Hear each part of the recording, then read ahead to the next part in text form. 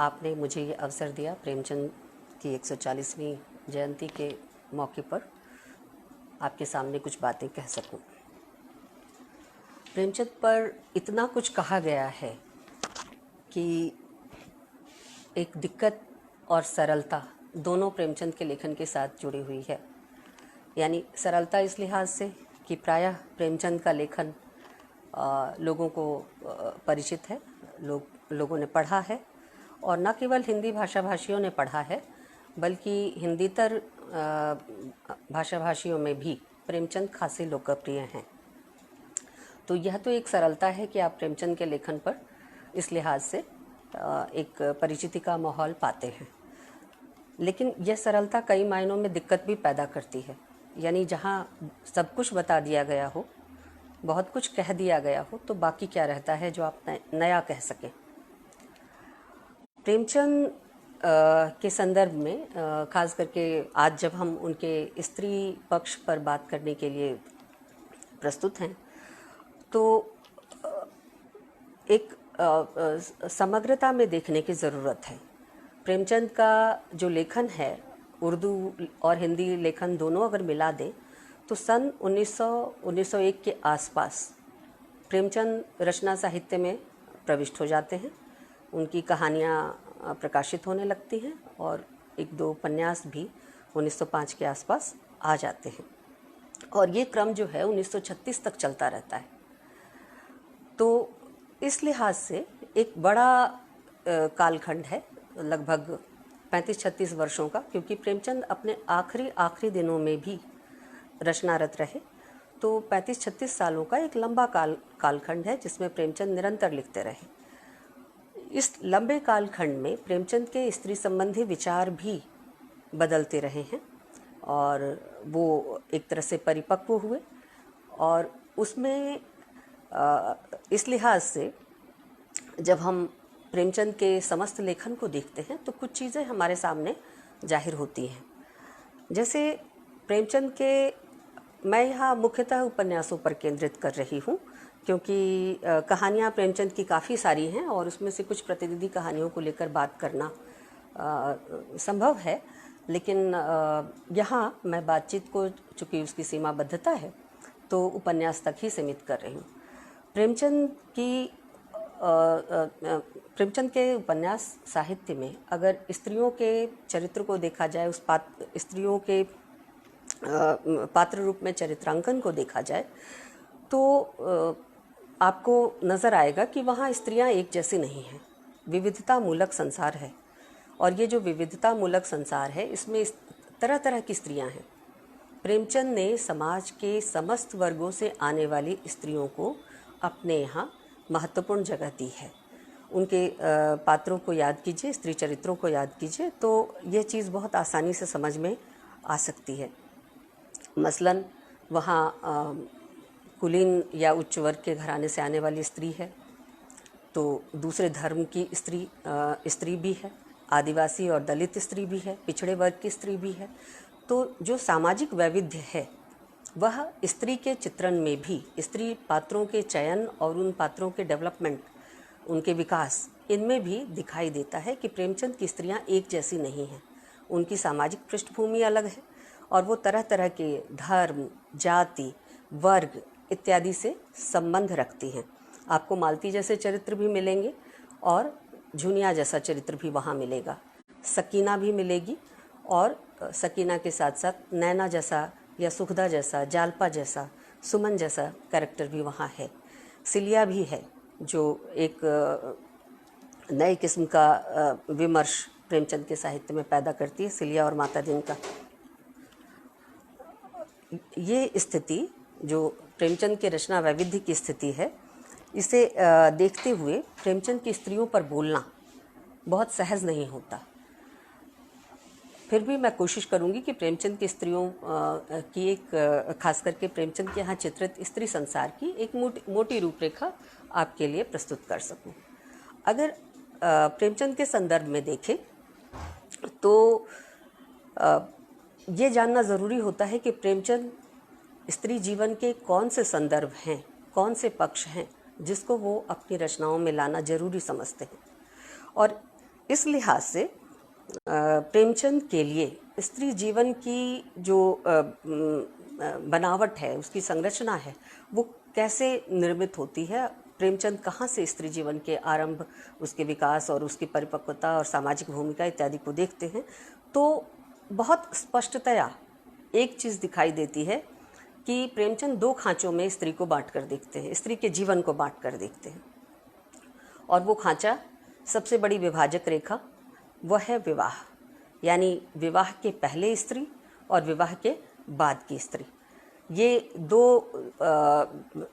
महत्वपूर्ण हिस्सा है स्त्री जीवन का जो प्रेमचंद के यहाँ प्रमुखता से चित्रित हुआ है। विवाह के पहले की जो स्त्री है या स्त्री का जीवन चित्रित है प्रेमचंद के यहाँ, उसमें कुछ चीज़ें हैं, कुछ चीज़ें नहीं हैं, और हमें ये लग सकता है कि अगर ये नहीं हैं तो प्रेमचंद जैसे जागरूक रचनाकार के यहाँ क्यों नहीं है। मसलन स्त्री के विवाह पूर्व के जीवन को अगर आप देखें, मसलन मैं आपके सामने 2-3 पात्रों का जिक्र करना चाहूँगी। एक चरित्र है सुमन का, एक है सुखदा का, एक है जालपा का और नैना का भी। नैना है और भी कई महिलाएं हैं, लेकिन ये मुख्यतः स्त्री जिनको लेकर प्रेमचंद ट्रेजेडी का, स्त्री जीवन की त्रासदी का निर्माण करते हैं अपने उपन्यासों में, उनमें ये चरित्र काफ़ी महत्वपूर्ण चरित्र हैं। अगर आप इनमें देखें तो एक दिक्कत दिखाई देती है कि ये वैसे ही चरित्र हैं जैसे एक उदार सामंती परिवेश में एक उदार पिता के आंगन में रहने वाली लड़कियों के चरित्र हो सकते थे। यानी पिता या घर का मुखिया इस भाव से स्त्री जीवन में अपनी बेटी के जीवन का कहें कि इस भाव से अपनी बेटी के जीवन में वस्तुओं की, सुखों की आपूर्ति करता है कि इन्हें मेरे घर कम दिन रहना है और अपने घर जाना है। यानी आप दरोगा कृष्णचंद्र को लीजिए या सुखदा की माताजी को लीजिए या जालपा के पिता दीनदयाल को लीजिए, इन सब का अपनी पुत्रियों के प्रति रवैया क्या है? इन सब का रवैया एक जैसा है लगभग। दरोगा कृष्णचंद्र चाहते थे कि उनकी बेटी खूब खूब सुखी रहे, खूब मौज करे, आनंद करे और दिल बहलाव करे, कारण कि पिता के घर में जितने सुख वो भोग सकती है उसे भोग लेना चाहिए। और यही कारण है कि वो सुमन की हर इच्छा को, जायज़ और नाजायज़ इच्छा को पूरी करते थे। इसी तरह से एक और चरित्र है, स्त्री चरित्र है रेणुका का, जिसकी बेटी है सुखदा, कर्मभूमि की नायिका है वो। रेणुका विधवा है और विधवा होने के बाद एकमात्र बेटी का लालन पालन वह उसी तरह से करती है जैसे कोई पिता अपनी बेटी का अपने घर में लालन पालन कर सकता है। यानी समस्त सुखों के बीच सुखदा बड़ी होती है। अब हम जालपा पर आएं। जालपा की स्थिति ऐसी ही है। जालपा के पिता अपनी बेटी के लिए कहीं भी जाते थे तो कोई सामान उसके लिए लाना नहीं भूलते थे। यानी उसके लिए तरह तरह की चीज़ें लेकर आना उनका शगल था। दिक्कत क्या थी कि वो जो चीज़ें लेकर आते थे उसमें उनकी व्यवहारिक बुद्धि काम करती थी, और वो व्यवहारिक बुद्धि यहीं से शुरू होती थी कि लड़की को अंततः उसके विवाह के बाद ससुराल जाना है, तो विवाह के लिए जो चीज़ें ज़रूरी हैं वो क्यों ना उन्हीं चीज़ों को बेटी के लिए संग्रहित करें और बेटी जब भी बाहर जाएं बेटी के लिए उन चीज़ों को लेकर आएं। मसलन वो अक्सर गहने लेकर आते थे, कहीं भी बाहर जाते थे तो बेटी से पूछते थे कि तुम्हें क्या चाहिए, और एक तरह से गुड़िया और खिलौनों पर पैसा बर्बाद करना समझते थे, और हर बार जब भी बाहर से आते थे बेटी के लिए कोई ना कोई गहना लेकर आते थे। और इस तरह से जालपा में गहनों की एक लालसा पनपती है जो बाद में उपन्यास की त्रासदी का कारण भी बनता है। मेरी चिंता ये है कि इन तमाम स्त्री पात्रों के जीवन में औपचारिक शिक्षा का भी कोई महत्व हो सकता है, ये प्रेमचंद के इन चरित्रों के माध्यम से समझ में नहीं आती। जबकि ऐसा नहीं है कि स्त्री शिक्षा को लेकर प्रेमचंद जागरूक नहीं थे, लेकिन अंततः स्त्री के लिए उनका ससुराल और उसका विवाह के बाद का उसका जीवन, उसके लिए उसकी पूर्व तैयारी, ये जो स्त्री जीवन का पूर्वार्ध है, यानी पिता के घर स्त्री का जीवन जिस प्रकार बीतता है, उसमें ये बातें अहम जगह घेरती हैं। विवाह की पूर्व तैयारी के रूप में स्त्री का बचपन बीतता है। मैं अगर इसे कंसाइज करूं, संक्षिप्त में बात कहूं, तो इस प्रकार हम इस चीज़ को कह सकते हैं कि स्त्री का बचपन पिता के घर में भी विवाह की पूर्व तैयारी के रूप में बीतता है। और फिर प्रेमचंद के यहाँ विवाह के पश्चात स्त्री का जीवन क्या होता है, विवाह क्या है, इस पूरी बहस को बहुत विस्तार से रखा गया है। एक चीज़ मैं और कहना चाहती हूँ कि स्त्री के पिता के घर में व्यक्तित्व के विकास के तमाम जो अवसर हो सकते थे, उसमें कुछ चुनिंदा अवसर के होने का एक बड़ा कारण था वह सोच जो लड़की को अंततः ससुराल के लिए निर्मित मानता है, विवाह के लिए निर्मित मानता है। लड़की के व्यक्तित्व के विकास की कोई आवश्यकता अन्य प्रकार से भी हो सकती है, यह समझने को यह सोच तैयार नहीं है। और प्रेमचंद के यहाँ ये दिक्कत दिखाई देती है। एक और महत्वपूर्ण बात यह है कि इस मामले में प्रेमचंद को पढ़ते हुए आपको जायसी और प्रेमचंद की स्त्री में कोई बहुत बड़ा फर्क नज़र नहीं आएगा। जायसी जिस तरह से कहते हैं कि जब लग आही पिता के राजू, खेल लेहु जो खेलन आजू। जब तक पिता का राज है तब तक आप यानी लड़कियां पद्मावती खेल लें, उसके बाद तो पता नहीं भविष्य क्या होगा। यही तमाम पिताओं, जो प्रेमचंद द्वारा चित्रित पिताओं का चरित्र है, उन तमाम पिताओं की चिंता का विषय भी यही है। वो अपनी बेटी को लाड प्यार से हाथों पर इसलिए रखते हैं कि बेटी पराया धन है और वो अंततः चली जाएगी। बेटी के व्यक्तित्व को सामाजिक तौर पर और किसी रूप में उपयोगी बनाया जा सकता है, ये प्रेमचंद के पिताओं की चिंता नहीं है। और इससे एक चीज़ और भी मैं यही कहना चाहती हूँ कि शिवरानी देवी की जो किताब है प्रेमचंद घर में, जो एक अनूठी किताब है कई मामलों में, उसमें शिवरानी देवी जिस तरह से अपनी बेटी के बारे में बयान करती हैं, उन घटनाओं को लिखती हैं, उसमें लड़की की शिक्षा का कहीं कोई जिक्र नहीं आता। लड़कों की शिक्षा का तो आता है, उन्हें इलाहाबाद भेजा जाता है, पढ़ने के लिए भेजा जाता है, उन्हें पढ़ने के लिए खर्चे दिए जाते हैं, लेकिन कमला की शिक्षा का कोई वर्णन शिवरानी देवी की कलम से मुझे नहीं मिला। तो लेकिन कमला के विवाह के लिए अच्छा वर ढूंढना, बढ़िया से बढ़िया वस्तुओं के साथ कमला को विदा करना, और जब भी कमला प्रेमचंद के पास आए तो उनको उनके मन माफिक तमाम चीज़ों के साथ उनको फिर से ससुराल विदा करना, या घर में भी हैं तो उनकी इच्छाओं की तरह तरह से पूर्ति करना, प्यार जताना, ये प्रेमचंद के बारे में शिवरानी देवी वर्णित करती हैं।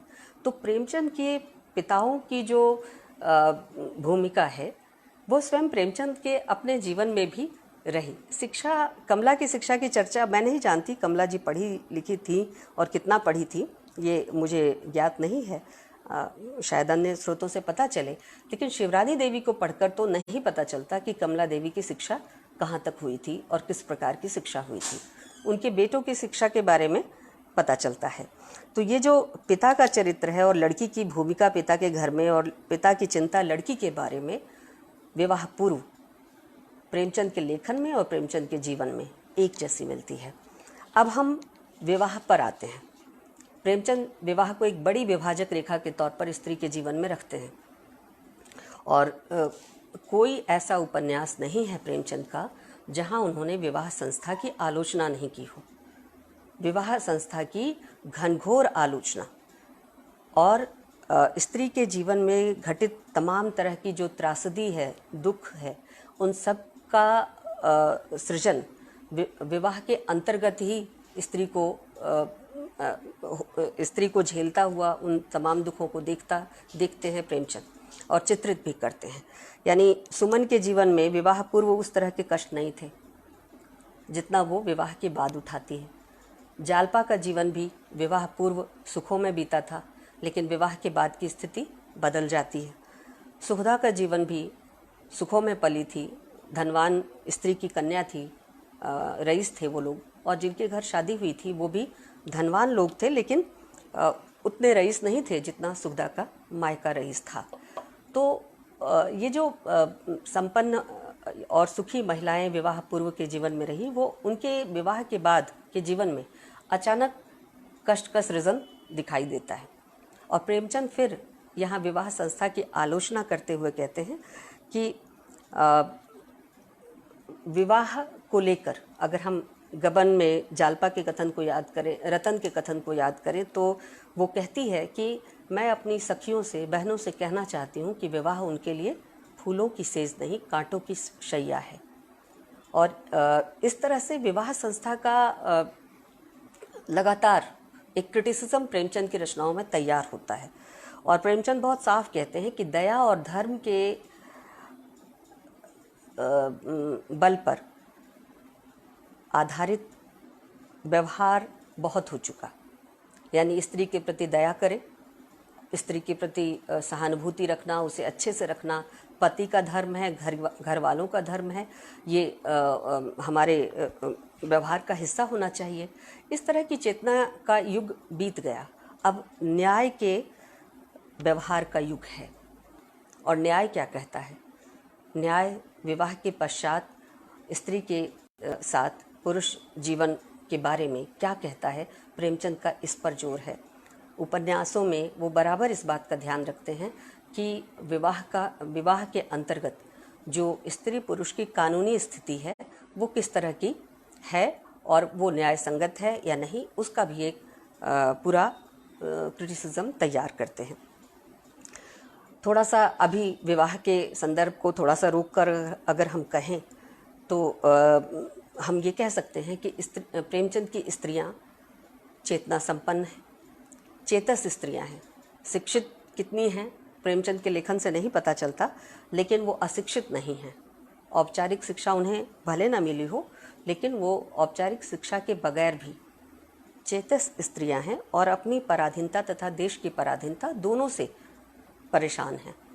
ये एक जागरूक किस्म की स्त्री को तैयार करना, जो औपचारिक शिक्षा के बिना भी अगर स्त्री की सामाजिक भूमिका, चूँकि उस समय जिस समय प्रेमचंद लिख रहे थे उस समय स्वाधीनता संग्राम भी समानांतर ही चल रहा था और उसमें गांधी जी की एंट्री हो चुकी थी और उनसे प्रभावित होकर बहुत सारी महिलाएं सामाजिक आंदोलनों में, कांग्रेस के आह्वान पर तमाम तरह के धरना प्रदर्शनों में बाहर आ रही थी। तो प्रेमचंद का लेखन भी उससे अछूता नहीं था। प्रेमचंद की महिलाएं भले घर में आनंदपूर्वक रह रही हों, लेकिन इस चेतना से रहित नहीं थी। वह जब तक बाहरी जीवन में, सार्वजनिक जीवन में नहीं जाती, तब तक भी वह इस चेतना से रहित नहीं है कि वह गुलाम है और विवाह की बेड़ियां भी उसके पैर में हैं। विवाह को लेकर भी वह अपने को गुलाम ही मानती है। प्रेमचंद की स्त्रियां कहीं भी विवाह को लेकर, दिलचस्प तथ्य ये है कि प्रशंसात्मक भाव नहीं रखती। एक पात्र, एक चरित्र विवाह को लेकर प्रशंसा भाव से प्रेमचंद ने नहीं गढ़ा है जो स्त्री हो। प्रेमचंद ने जहाँ तहाँ बल्कि विवाह को स्त्री के जीवन के लिए एक तरह से पीछे ठेलने वाला, उसके लिए बाधा और तमाम तरह से उसके दुखों का कारण बताने की कोशिश की है। और इसकी एक सामाजिक पृष्ठभूमि है जिसमें वो ऐसा कह रहे हैं। कारण होता क्या है कि विवाह, प्रेमचंद कहते हैं कि विवाह संस्था जो स्त्री के जीवन में नियामक भूमिका निभाती है, उसकी तैयारी के लिए अमूमन स्त्रियों को तो घर में ठेल दिया जाता है। आपका विवाह होगा तो आपको ये चीज़ें मिलेंगी, आपका विवाह होगा तो आप ऐसे रहेंगी, आपका विवाह होगा तो आपको इन नियंत्रणों में रहना होगा, आपका विवाह होगा तो आपको इतने सुख मिलेंगे। ये तमाम बातें स्त्रियों को तो एक तरह से उनकी कंडीशनिंग चलती रहती है। लेकिन लड़कों की कोई कंडीशनिंग नहीं होती। प्रेमचंद कहते हैं कि विवाह जो इतनी ज़रूरी चीज़ है, जिस पर हमारे समाज की बुनियाद टिकी हुई है, उसके लिए किसी भी प्रकार की पूर्व तैयारी की आवश्यकता हमारा समाज नहीं समझता। और दो अलग अलग दिशा में चल रहे घोड़ों को एक गाड़ी में जोत दिया जाता है। तो इस तरह से वह गाड़ी सही दिशा में और सही लक्ष्य तक कैसे पहुंच सकती है।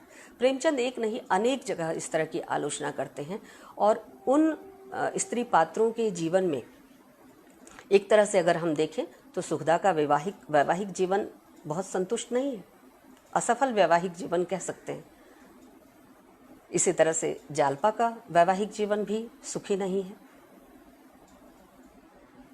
जालपा के अलावा और जितने पात्र हैं उनके अगर वैवाहिक जीवन का परीक्षण करें तो वह भी बहुत सुखी जोड़ा नहीं है। तो असंतुष्ट और दुखी वैवाहिक जोड़ों की संख्या जो नायक नायिका के तौर पर प्रेमचंद की रचनाओं में आए काफ़ी हैं। और इसका कारण क्या है? इसका कारण यही है जो प्रेमचंद कहते हैं कि दो अलग तरह के लोगों को एक गाड़ी में जोत दिया जाता है। प्रेमचंद कर्मभूमि में अमरकांत और सुखदा के संदर्भ में उनके विवाह की जब चर्चा चलती है और विवाह हो जाता है तो पिता ने तो विवाह इसलिए किया था कि एक रईस घर की लड़की आ रही है और मोटा दहेज मिल रहा है, लेकिन अमरकांत को तो साथी चाहिए था विवाह के रूप में, वह उसे नहीं मिला। सुखदा उसे समझ नहीं पाती आरंभ में, जैसा कि होता है दो अलग परिवेश से आए हुए व्यक्ति एक दूसरे के विचारों से अनभिज्ञ रहते हैं।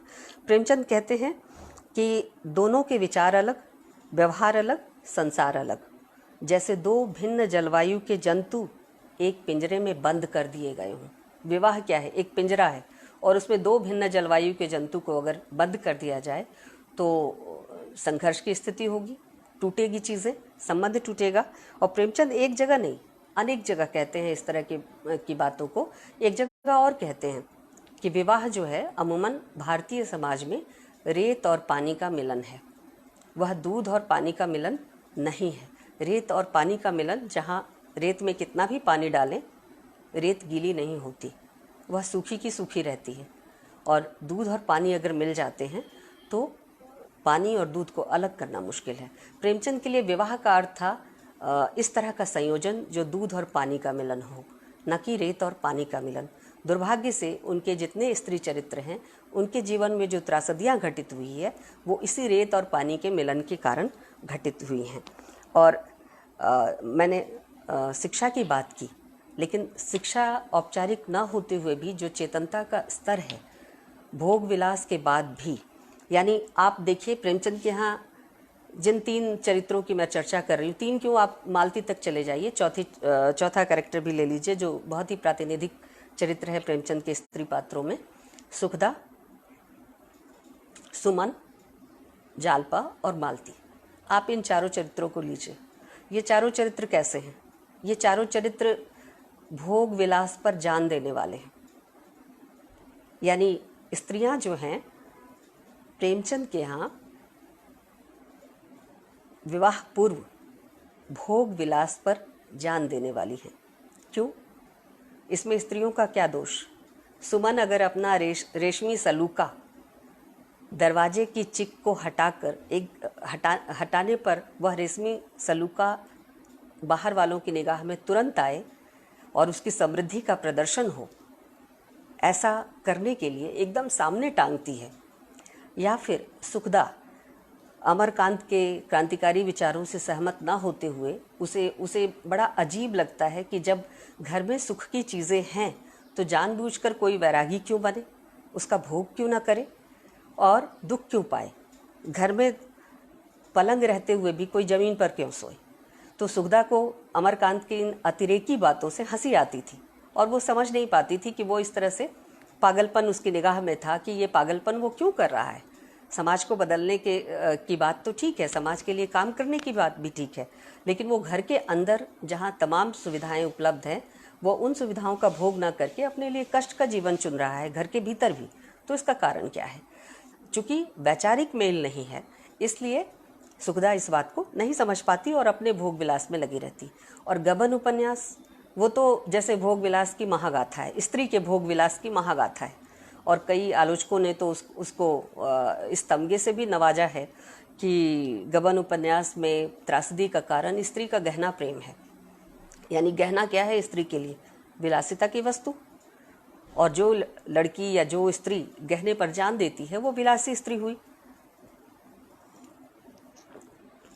तो मालती के लिए प्रेमचंद क्या कहते हैं? मालती सुखों में पली थी, भोग विलास पर जान देती थी, और उसके लिए तितली शब्द का इस्तेमाल करते हैं कि वो तितली थी। ये स्त्री चरित्र कब तक तितली या भोग विलासी या गहनों पर जान देने वाले या सुख सुविधाओं को महत्वपूर्ण मानने वाले रहे हैं, इसका निरीक्षण करने पर स्पष्ट दिखाई देता है कि ये तभी तक होता है जब उन्हें अपने परिवार का वास्तविक ज्ञान नहीं होता और ये नहीं पता होता कि परिवार की आर्थिक स्थिति क्या है। परिवार के भीतर जो संबंध हैं उनके बारे में भी उनको ठीक जानकारी नहीं होती, तभी तक ये स्थिति है। मसलन जालपा को ले, जालपा के साथ ये भोग विलास वाली स्थिति और गहनों पर जान देने वाली स्थिति कि एक पूर्व पीठिका तो उसका मायका है, जहां उसे इसलिए तैयार ही किया गया है कि विवाह के बाद उसे तरह तरह के गहने को पहनने का मौका मिलेगा, और सुहागन स्त्रियों का श्रृंगार है गहना। और जो चीज़ें उसके पिता अभी नहीं दे पा रहे वो तमाम चीज़ें उसका पति या उसका ससुराल उसे देगा। तो एक पूर्व पीठिका तो भोग विलास को लेकर सुखदा के लिए ये तैयार थी जो पूर्व निर्मित थी, लेकिन दूसरा खुद उसके ससुराल वालों ने उसके लिए तैयार किया। यानी जब वो विवाह करके ससुराल आती है और बाकायदा कर्ज लेकर विवाह किया जाता है, लेकिन यह स्थिति सुखदा जालपा से छिपाई जाती है। उसे नहीं पता होता कि उसके परिवार की माली हालत क्या है। और ये जो मध्यवर्ग का ढकोसला है, मध्यवर्गीय जीवन का खोखलापन है, ये जालपा को बहुत दिनों तक एक पराई स्त्री की तरह, घर की स्त्री की तरह नहीं, घर की एक जिम्मेदार सदस्य की तरह नहीं, पराई स्त्री की तरह ट्रीट करता रहा, उससे परिवार की वास्तविक स्थिति को छिपाता रहा। तो यह जो भोग विलास की तरफ आकर्षण है, यानी भोग विलास भी इसे हम किस सेंस में कह सकते हैं वो सोचने वाली बात है। कारण कि वो स्त्रियां एक साधारण सुखी जीवन ही तो जीना चाहती थी। वो त्याग और तपस्या का युग रहा होगा, लेकिन उन स्त्रियों की लालसा कोई बहुत बड़ी लालसा नहीं थी, एक सुखमय सांसारिक जीवन जीने की लालसा थी। और जाहिर है कि उस समय उन स्त्रियों का गहनों पर जान देना या घर में रहकर सुखी जीवन जीना, बच्चे पैदा करना, संतति का पालन पोषण करना और अपने पति के साथ अच्छा जीवन जीते हुए समय बिताना, ये उनका उद्देश्य था। तो इसमें गलत भी नहीं था। और बहुत विलासिता का, स्त्री की विलासिता का और कोई बहुत बड़ा डायमेंशन तो प्रेमचंद तैयार नहीं करते। एक साधारण जीवन जीने की लालसा अगर स्त्री की विलासिता है तो वो उस समय और संदर्भ के हिसाब से ही इसे समझना चाहिए कि वो विलासिता शायद इसलिए कह रहे थे कि बाहरी परिवेश में स्त्री की एक नए किस्म की सामाजिक भूमिका की ज़रूरत थी। और स्त्रियां अगर घरों में रहकर पति से गहना मांगे, पति से सुख सुविधाओं की अपेक्षा रखे, या पति को अपने पैरों से बांध कर रखना चाहे, घर के भीतर ही रखना चाहे, तो यह उनकी ज्यादती होगी। लेकिन ये स्त्रियां जिनको औपचारिक शिक्षा नहीं मिली, वो समझेंगी कैसे कि ये वो ज्यादती कर रही हैं? जब तक, और प्रेमचंद उन स्थितियों का पुनः सृजन करते हैं जब ये महिलाएं, उनके स्त्री पात्र ये स्थिति समझ जाती हैं कि उनकी सामाजिक भूमिका क्या है, और वो घरों से बाहर आती हैं। और जब एक बार वो बाहर आती हैं तो ऐसा नहीं है कि वह किसी भी तरह से पुरुषों से पीछे रहती है। एक चीज़ ध्यान दीजिए कि प्रेमचंद ने हजारों मर्तबा कहा है, और प्रायः लोग मेहता मालती के संदर्भ में इस बात को उल्लिखित करते हैं, पुरुष के देवता होने वाला प्रसंग और स्त्री के देवी होने वाला। और पुरुष में पशुता होती है, देवता लेता रहता है और देवियाँ देती हैं। पुरुष में पशुता होती है, इसलिए वो पुरुष है। प्रेमचंद कई बार इस बात को दोहराते हैं। अगर इस संदर्भ को ध्यान में रखें तो प्रेमचंद जिन कैरेक्टरिस्टिक्स को, जिन गुणों को स्त्री का गुण बता रहे हैं, मसलन क्षमा, त्याग, सहनशीलता और बलिदान, अगर समाज में घर के बाहर की परिस्थितियों में जिसका एक महत्वपूर्ण राजनीतिक संदर्भ बनता है, औपनिवेशिक शासनकाल में साम्राज्यवाद के विरोध का एक बड़ा संदर्भ बनता है, प्रेमचंद स्त्रियों को घर से बाहर निकलने के बाद बहुत आगे तक इन गुणों के कारण सफल होता हुआ दिखाते हैं। आप एक उदाहरण जालपा का ले सकते हैं, जो कलकत्ता शहर पति को ढूंढते हुए पहुंचती है और अपने तमाम गहनों को गंगा में तिरोहित कर देती है। वे गहने जिस पर वो प्राण देती थी, उन महत्वपूर्ण मूल्यवान गहनों को, जो स्त्री की कह सकते हैं कि स्त्री के संकट के समय में उसका सहारा भी हो सकते थे। गहनों के दो ही रूप हैं, निवेश और उपभोग। तो जालपा के लिए उपभोग वाला रूप महत्वपूर्ण था। वो सुंदर दिखना चाहती थी, वो रमणी दिखना चाहती थी, रमणीत्व से उसका मोह था। और मोह हो भी क्यों ना, क्योंकि स्त्री को हमारे समाज ने, हमारे परिवार और हमारे संबंधों ने कल्पित ही इस रूप में किया है कि वो रमणी दिखे। सुंदरता ही के बल पर वो समाज में शासन कर सकती है, ये हमने सिखाया स्त्री को। तो जालपा को मोह उपभोग वाली स्थिति से हो क्यों ना, बहुत स्वाभाविक था कि उसे ये मोह होता, और वो था। लेकिन जब उसका पति इन गहनों के कारण गबन करके भाग जाता है, फरार हो जाता है और कलकत्ता चला जाता है, तब वो उसे ढूंढते हुए पहुंचती है। और वहाँ तमाम प्रसंगों के बाद जब उसे पता चलता है कि उसका पति सरकारी मुखबिर हो गया है और क्रांतिकारियों के खिलाफ गवाही देने जा रहा है कुछ सुविधाओं के बदले में, तो वह अपने पति को त्याग देती है। उसके खिलाफ जाकर क्रांतिकारी उस परिवार के घर में जाकर उनकी सहायता करती है, बर्तन मांजती है, झाड़ू बुहारा करती है और हर तरह से उनकी मदद को तैयार रहती है। ये दूसरी जालपा थी, जिसे जब ये चेतना आई कि वह अब तक जिस रास्ते पर चल रही थी वो अंधकार का रास्ता था। प्रेमचंद एक महत्वपूर्ण बात कहते हैं जालपा की यात्रा के लिए, और ये शायद हर स्त्री की यात्रा के लिए है, कि जालपा की यात्रा जब वो अपने गहना प्रेम से मुक्त हो जाती है, तो जालपा की यात्रा अंधेरे से प्रकाश की तरफ यात्रा थी, अंधेरे से उजाले की यात्रा थी। और प्रेमचंद का हर स्त्री पात्र इतना पॉजिटिव है कि वह अंधेरे से उजाले की यात्रा में हर कदम चलने को तैयार है। ये केवल जालपा के साथ नहीं घटता, सुखदा के साथ भी घटता है। जो कर्मभूमि की नायिका है सुखदा, उसके साथ भी घटता है। वह भी जो अपने पति को घर का बिछाना छोड़कर जमीन पर सोता देखकर मन ही मन हंसती थी, वह स्त्री लाला समरकांत यानी अपने ससुर को ये सोचकर कि वह केवल धन और अन्य चीज़ों पर प्राण देने वाले व्यक्ति हैं और जालपा को भी अपने लिए अपना सहारा खुद बनना चाहिए। अमरकांत जब उसे छोड़कर चला जाता है, तब वो ये तय करती है कि क्यों ना वह भी बाहर निकलकर किसी एक कमरे की कोठरी लेकर बच्चे के साथ वहाँ रहे।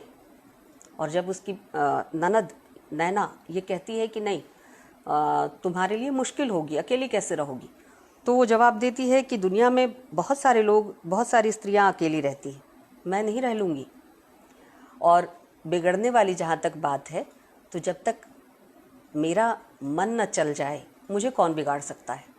तो यह जो टिप्पणी है ये सुखदा की टिप्पणी है। और वह जब सामाजिक भूमिका में उतरती है और सामाजिक गतिविधियों में भाग लेने लग जाती है, मंदिर आंदोलन में भाग लेती है, तो वह नायिका बन जाती है। और ऐसी बनती है कि फिर अमरकांत, जो इन्हीं चीज़ों के कारण अपने को बड़ा और सुखदा को छोटा मानता था, उससे बौना नज़र आने लगता है। तो प्रेमचंद की स्त्रियां जब ऐसा नहीं है कि इस चेतन रहित स्थिति में जो उसे पृष्ठभूमि के तौर पर, दाय के तौर पर, हमें यह भी समझना चाहिए कि प्रेमचंद क्यों ऐसा चित्रित करते हैं कि पिता के घर स्त्रियां जो हैं वो सुखपूर्वक रहती हैं और पिता के साथ उनका व्यवहार क्या होता है, पिता का उनके साथ व्यवहार क्या होता है और क्यों होता है। तो यह भी जानना चाहिए कि प्रेमचंद उन स्त्रियों से परवर्ती दौर में चाहते क्या थे। यानी वे स्त्रियां जो पिता के घर में बिल्कुल खाने पीने और जीवन आनंद से गुजारने के फलसफे पे चलती हैं, वे स्त्रियां जब त्याग, तपस्या और बलिदान के क्षेत्र में आती हैं, तो चूंकि ये गुण कूट कूट कर स्त्रियों में, उनके जीन्स में पहुंचाने का काम हमारे समाज ने ही किया है, तो इसमें भी स्त्रियों की कोई सानी नहीं। वो त्याग, तपस्या और बलिदान में, सहनशीलता में भी पुरुषों से कई गुना आगे हैं। राजनीतिक क्षेत्र में भी जब जब स्त्रियां आईं, गबन की जालपा हो या कर्मभूमि की सुखदा या फिर मालती, वह मेहता से भारी पड़ी, अमरकांत से भारी पड़ी, रमाकांत से भारी पड़ी। और ये प्रेमचंद की खूबी है कि वो अपनी स्त्रियों को, जो औपचारिक शिक्षा से रहित हैं, लेकिन उनकी जो नई बनती सामाजिक भूमिका है उसमें एक नए सांचे में ढला हुआ देखना चाहते हैं। और एक चीज़ और कि चूंकि पुरुषों ने स्त्रियों को विलासिनी से अधिक कुछ नहीं समझा, और इसका कष्ट प्रेमचंद की एक नायिका को नहीं है। मालती अफसोस नहीं व्यक्त करती, लेकिन वो समझती है कि मेहता उसे क्या समझता है। लेकिन जालपा और सुखदा तो सीधे सीधे आरोप लगाती है कि यह पुरुष समाज और स्वयं उनका पति उन्हें क्या समझता है। और वो कहती है कि वह मुझे विलासिनी समझते थे, पर मैं कभी विलास की लौंडी नहीं रही। ये सुखदा का कथन है अमरकांत के लिए। इसी तरह से जालपा भी रमाकांत को लताड़ती है और कहती है कि तुम मुझे रमणी समझते थे, भोग विलास पर जान देने वाली समझते थे, इसीलिए अपने कष्टों को तुमने मुझसे कभी नहीं बताया। तुम्हारी आर्थिक स्थिति इतनी डावाडोल थी, तुम कर्ज में डूबे थे, लेकिन तुमने हमसे नहीं कहा। और इस तरह से ये जो पुरुषों की स्त्रियों को विलासिनी समझने वाली स्थिति है, उस पर प्रेमचंद कटाक्ष करते हैं। और एक चीज़ और यहाँ ध्यान देने की है कि स्त्रियों की सामाजिक भूमिका को प्रेमचंद डिस्कस करते हैं। यानी स्त्री का केवल घर नहीं है, बाहर भी स्त्री का है। और ध्यान रखिएगा कि गोरा में बहस होती है कि जो नायिका है सुचरिता, ब्राह्मण समाज को मानने वाले उसके पिता हैं, और ब्राह्मण समाज जो कि तुलनात्मक तौर पर ज़्यादा प्रगतिशील था स्त्रियों के मामले में, तो घर में यानी ड्राइंग में बैठकर बैठक खाने में होने वाली बहसों में सुचरिता भाग लेती थी। इसको लेकर पूरे समाज में चर्चा थी। और नायक यानी गोरा गौरचंद्र, वह इस बात को बहुत बुरा मानता था क्योंकि वो सनातनी हिंदू था, और सनातनी हिंदू के तमाम आडंबर को उसने धारण किया हुआ था। स्त्री के संबंध में भी उसका नज़रिया काफ़ी पिछड़ा हुआ था। तो गोरा में जहाँ रविन्द्रनाथ ठाकुर इस बहस तक अटके हुए हैं कि स्त्री को ड्राइंग रूम में होने वाली बहसों में भाग लेना चाहिए अथवा नहीं। माइक बंद कीजिए प्लीज़, किसी का माइक चल रहा है। प्रेमचंद वहाँ से आगे बढ़ी हुई दृष्टि का प्रदर्शन करते हैं। सुखदा जब तक घर में थी तब तक वह अलग किस्म की स्त्री थी, लेकिन सुखदा जब सामाजिक नेतृत्व में आगे आती है, मंदिर आंदोलन में आगे आती है, तो वह अपनी जान तक की कुर्बानी देने को तैयार हो जाती है। और जैसे ही सुखदा पूरी भीड़ के सामने खड़ी होती है और कहती है कि मैं देखती हूँ कि मंदिर प्रवेश कैसे नहीं होता तमाम जातियों का, और विशेष करके दलित जातियों के साथ मंदिर सबका है, ईश्वर सबके हैं। और इस तरह से सुखदा जब वहाँ नेतृत्वकारी भूमिका में खड़ी होती है, तो प्रेमचंद सुखदा के लिए लिखते हैं कि कल की सुखदा और आज की सुखदा में कितना अंतर है। आज सुखदा नगर की नेत्री है, आश्चर्य यह है कि वह बोलने भी लगी है। ध्यान रखिएगा, प्रेमचंद कहते हैं कि आश्चर्य यह है कि वह बोलने भी लगी है, और उसके भाषण में चाहे भाषा चातुर्य ना हो, पर सच्चे उद्गार अवश्य हैं। और ये चीज़ महत्वपूर्ण है। प्रेमचंद जिस समय कर्मभूमि लिख रहे थे, प्रेमचंद लगभग वही समय था कि जब शिवरानी देवी सामाजिक तौर पर, राजनीतिक तौर पर काफ़ी एक्टिव थी, बहुत ही सक्रिय थी, और महिला कांग्रेस महिला समिति में वो कार्यकर्त्री के रूप में भागीदारी भी करती थी, और उसकी अध्यक्षा भी चुनी गई थी। खुद शिवरानी देवी इसका जिक्र करती हैं कि जब वो भाषण देती थी, सार्वजनिक भाषण देती थी, तो प्रेमचंद चुपचाप आकर खड़े हो जाते थे और मन में डरते रहते थे कि कहीं इतना अंगारे उगलने वाला, इतना गर्मा गर्म भाषण दे रही हैं, कहीं कोई उत्तेजना पब्लिक की तरफ से ना हो जाए, कोई गड़बड़ स्थिति ना पैदा हो जाए और ये गिरफ्तार ना कर ली जाए। तो एक तरफ सुखदा का वो भाषण देना, सामाजिक नेतृत्व की भूमिका में आना, और दूसरी तरफ घर के अंदर शिवरानी देवी का भी उन्हीं तरह की भूमिकाओं का पालन करना। मैं यहाँ एक चीज़ और कहना चाहती हूँ कि प्रेमचंद शिवरानी देवी को पढ़ते हुए आप महसूस करेंगे कि प्रेमचंद ऐसे लेखक थे जिनके रचना और जीवन में कम से कम फांक है, और यह लेखक की ईमानदारी के लिए और लेखक के लिखे पर भरोसे के लिए बहुत ज़रूरी चीज़ है। भरोसा शब्द नहीं पैदा करते, शब्दों में गुथा हुआ जो जीवन है, जिसकी पुष्टि जीवन संदर्भों से होती है, वो चीज़ भरोसा पैदा करती है लेखक के ऊपर। और प्रेमचंद यहाँ उस भरोसे पर, पाठक के उस भरोसे पर खरे उतरते हैं। प्रेमचंद एक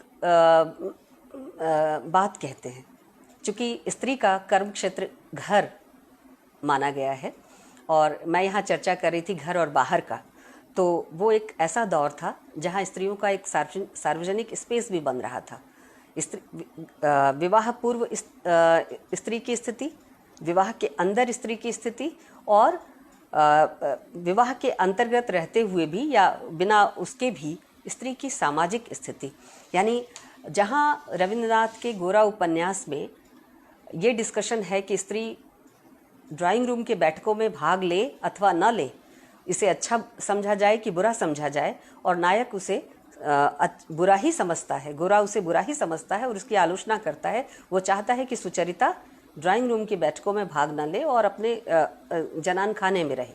लेकिन प्रेमचंद की ऐसी स्त्रियां नहीं हैं, और ना ही कोई नायक ये मांग करता है कि वे स्त्रियां जो किसी घर की बहू हैं या अथवा बेटी हैं, वो घर के अंदर जनान खाने में रहें या पर्दा करें।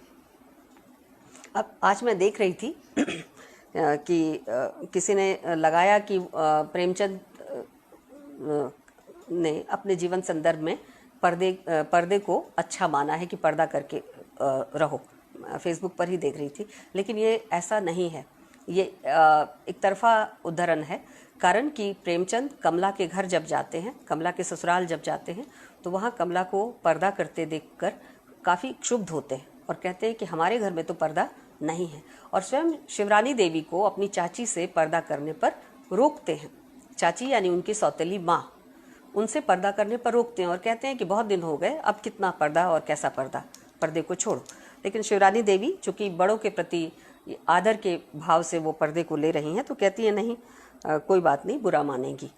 तो इस तरह के कई संदर्भ वहाँ आए हैं जहाँ प्रेमचंद अपने जीवन में भी पर्दे के खिलाफ हैं। उनकी स्त्रियाँ पर्दे में रहें यह तो सवाल ही नहीं उठता।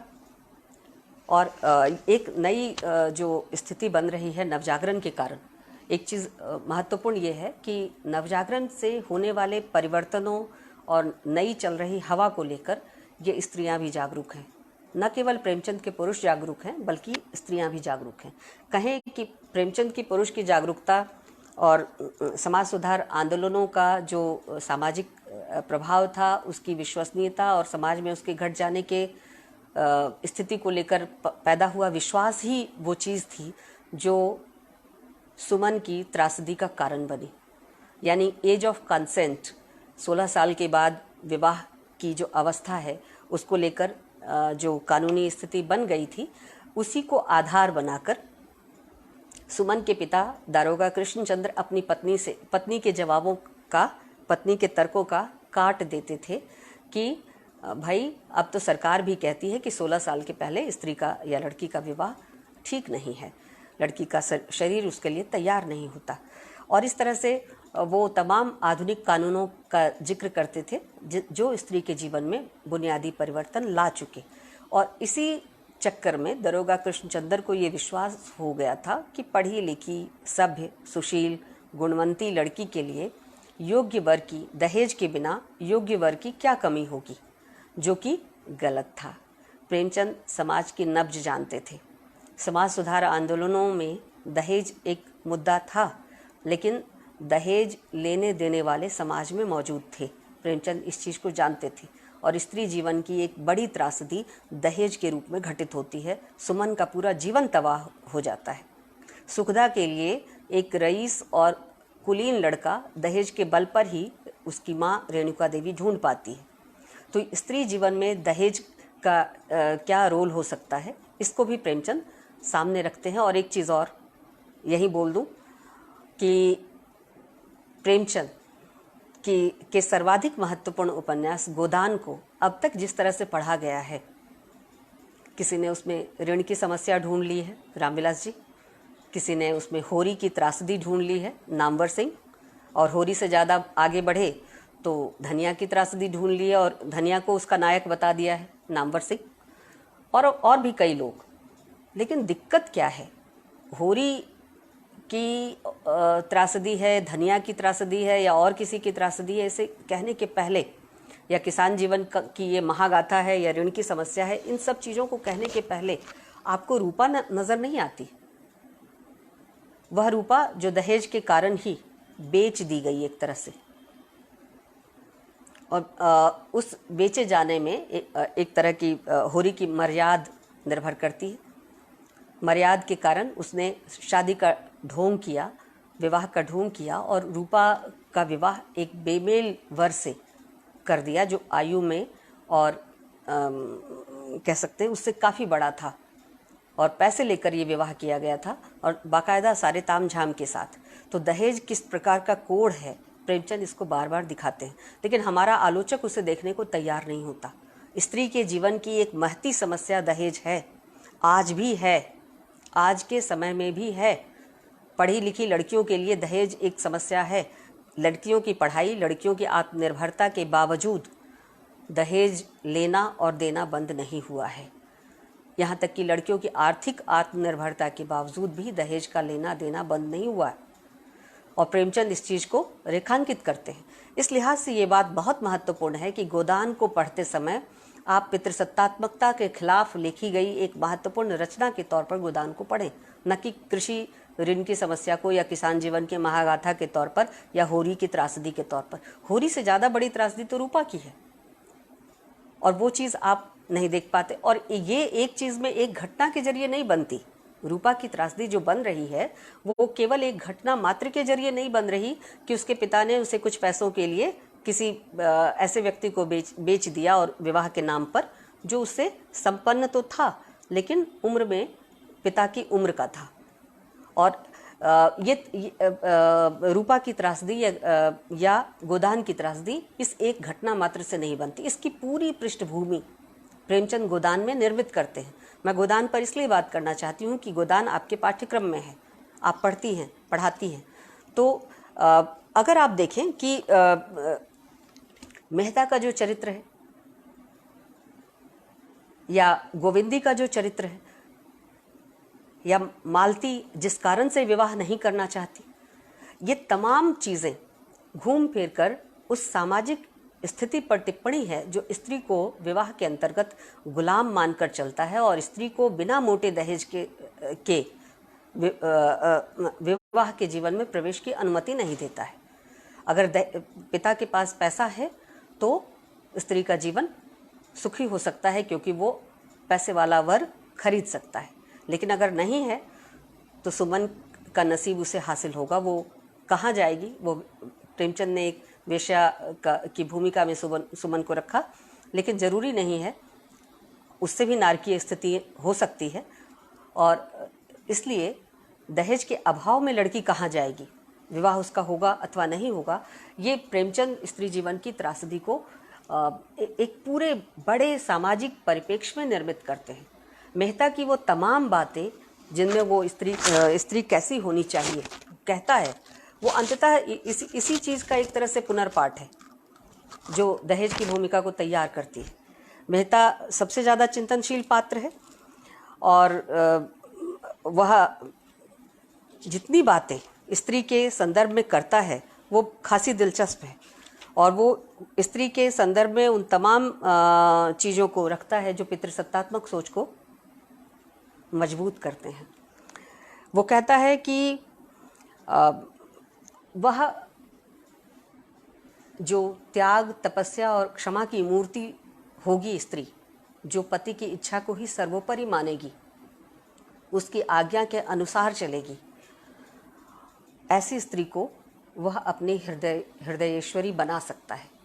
अन्यथा वह और तरह की स्त्री को अपने जीवन में दाखिल होने योग्य नहीं मानता। जो अपना निर्णय लेती हो, आर्थिक तौर पर स्वाधीन हो, सोच समझ सकती हो, बुद्धिमती हो, ऐसी स्त्री को वह अपने लिए, अपने निजी जीवन के लिए उपयोगी नहीं मानता या उसकी भूमिका को उपयोगी नहीं मानता। वो गोविंदी को अच्छा मानता है मालती की तुलना में। गोविंदी जो पति के हर अन्याय को चुपचाप सह लेती है, एक तरह से आत्मपीड़क चरित्र है। मेहता की निगाह में गोविंदी का चरित्र महत्वपूर्ण है। और इसी तरह से मालती की तुलना में वह जंगली युवती को ज़्यादा पसंद करता है। लेकिन प्रेमचंद की कोई सहानुभूति इस तरह की स्त्री के बधिया इमेज के साथ नहीं है। मेहता की हो सकती है, और मेहता को बहुत लोगों ने प्रेमचंद का प्रतिनिधि चरित्र माना है। लेकिन स्त्री के मामले में अगर प्रेमचंद के अन्य चरित्रों को अगर आप देखें, जो अन्य उपन्यास हैं वहाँ जो चरित्र आते हैं उनको देखें, तो आप आसानी से समझ सकते हैं कि प्रेमचंद किसी भी तरह से स्त्री की बधिया इमेज के पक्ष में नहीं थे, और ना ही प्रेमचंद की स्त्रियां मूक जानवर हैं जिसे किसी भी तरफ हाँका जा सके। मैं एक और कैरेक्टर का उदाहरण दूंगी। प्रेमचंद की तो वो स्त्रियां भी बोलती हैं जो मूक हैं। कफन, बुधिया का एक डायलॉग नहीं है, एक संवाद नहीं है कहानी में, लेकिन बुधिया की पीड़ा और बुधिया का जो शोषण, बुधिया का जो उस पूरी परिवार व्यवस्था के भीतर और उस सामाजिक आर्थिक व्यवस्था के भीतर जो उसका दोहन है, उसको कहने के लिए किसी शब्द की ज़रूरत ही नहीं है। उसकी जो चित्कार है, उसकी जो चीख चिल्लाहट है, जो प्रसव वेदना के कारण है, लेकिन वह केवल प्रसव वेदना के कारण चिल्लाहट नहीं है। प्रेमचंद एक शब्द बुधिया के मुंह में नहीं देते, लेकिन स्त्री जीवन की तमाम पीड़ाओं को बुधिया जैसे मुखर रूप प्रदान करती है। तो प्रेमचंद के तो वो पात्र भी बोलते हैं, स्त्री पात्र भी बोलते हैं, जिनके शब्द नहीं हैं। तो प्रेमचंद बधिया स्त्री स्वीकार नहीं कर सकते थे, इसलिए मेहता के स्त्री संबंधी विचारों के साथ प्रेमचंद नहीं हैं। और इसी अर्थ में अगर आप देखें तो मेहता जिस तरह से कहता है कि पुरुष में नारी के गुण आ जाते हैं तो वह महात्मा बन जाता है, नारी में पुरुष के गुण आ जाते हैं तो वो उल्टा बन जाती है। इस तरह की जो बातचीत है मेहता की, वो पूरी तरह से पितृसत्तात्मक मानसिकता पर टिकी हुई है। और इस पितृसत्तात्मक मानसिकता की खूबी क्या है? स्त्री का कोई स्पेस इसके अंदर नहीं है, स्त्री का कोई व्यक्तित्व इसके अंदर नहीं है, स्त्री की कोई अभिव्यक्ति इसके अंदर नहीं है। प्रेमचंद क्यों खुश हो रहे हैं सुखदा के बोलने पर? और ऐसे बोलने पर खुश हो रहे हैं जहां वो बहुत अलंकृत नहीं बोल रही, लेकिन जो कुछ बोल रही है वो सीधे दिल में उतर रहा है। प्रेमचंद कहते हैं ना कि आश्चर्य यह है कि वह बोलने भी लगी है। सुखदा के लिए कहते हैं, खुश होते हैं प्रेमचंद कि सुखदा का ये जो परिवर्तन है, जहाँ वो बोल रही है, जब वो समाज के लिए, समाज में दमन उत्पीड़न के लिए बोलना सीख जाएगी तो क्या अपने लिए चुप रहेगी? प्रेमचंद ऐसी स्त्री की कल्पना तो नहीं कर सकते जो दुनिया के अधिकारों की बात करे लेकिन अपने अधिकारों के लिए चुप हो जाए। प्रेमचंद को बधिया स्त्री पसंद नहीं है, और प्रेमचंद की एक नहीं अनेकों रचनाएं ऐसी हैं जो स्त्री के इस बधियापन के खिलाफ हैं। तो ये जो पितृसत्तात्मक सोच है जो स्त्री को व्यक्तित्व और अभिव्यक्ति दोनों से वंचित करता है। स्त्री कैसी होनी चाहिए? गऊ की तरह। ऐसा नहीं है कि प्रेमचंद ने पितृसत्तात्मक इस सोच कि गऊ जैसी स्त्री जैसे पात्र नहीं बनाए। गऊ जैसी स्त्रियां भी हैं प्रेमचंद के यहाँ, जो पति की आज्ञा को ही अपने लिए अंतिम मानती हैं। प्रेमचंद उनके लिए कहते हैं कि ऐसी स्त्रियां जिन्हें हम इस तरह से ढालते हैं कि वो हमारी दासानुदास हों, हमारी ही बातों की प्रतीक्षा करती हो, हमारी ही मुखापेक्षी हो, ये स्त्रियां समय आने पर या कभी हम बीमार पड़े तो हमारे चारपाई के मत्थे पर या पैर की तरफ बैठकर रो तो सकती हैं, लेकिन और कुछ नहीं कर सकती। तो स्त्री को व्यक्तित्वहीन बनाने से फ़ायदा किसको है? समाज को नहीं है, स्त्री को तो नहीं ही है, लेकिन समाज को भी नहीं है, पुरुष को भी नहीं है। प्रेमचंद स्त्री और पुरुष दोनों के समान भूमिका की बात करते, इक्वलिटी की बात करते हैं। और यही चीज़ प्रेमचंद के स्त्री संसार को विराट बनाता है। प्रेमचंद के स्त्री संसार का एक कमज़ोर पक्ष जो मैंने आपसे बताया कि वह जो पूर्व पक्ष है स्त्री के जीवन का, उसमें शिक्षा की भूमिका को बहुत महत्वपूर्ण नहीं मानते, उसको उस तरह से चित्रित नहीं करते। लेकिन जो उत्तर पक्ष है उसमें शिक्षा के अभाव के कारण स्त्री के साथ कोई भेदभाव हो, प्रेमचंद इसको भी नहीं मानते। ये प्रेमचंद की ताकत है। जो सामाजिक स्थितियां थी, सामाजिक पृष्ठभूमि थी, उसको तो प्रेमचंद नहीं बदल सकते थे।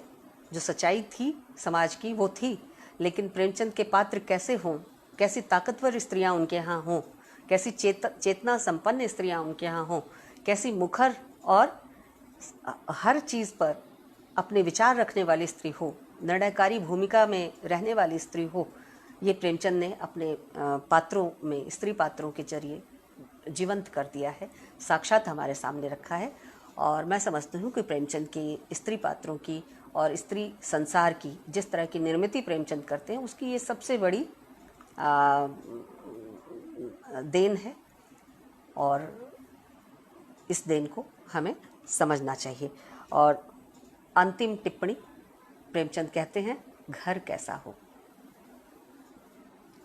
घर स्त्री पुरुष दोनों से मिलकर ही बनता है। पुरुष को माइनस करके घर नहीं बन सकता, स्त्री को भी शून्य बनाकर घर नहीं बन सकता। घर तो दोनों का है, जितना स्त्री का उतना ही पुरुष का। और प्रेमचंद इसको बहुत खूबी के साथ अपनी रचनाओं में अभिव्यक्त करते हैं। लेकिन जो वन लाइनर है प्रेमचंद का, जो शायद हम सबको काफ़ी अच्छा लगेगा जानकर, उसे प्रेमचंद तो बहुत पहले लिख गए, लेकिन फिर से दोहराने कहने की ज़रूरत है। प्रेमचंद कहते हैं घर क्या है, जहाँ अपने विचारों का राज हो वही घर है।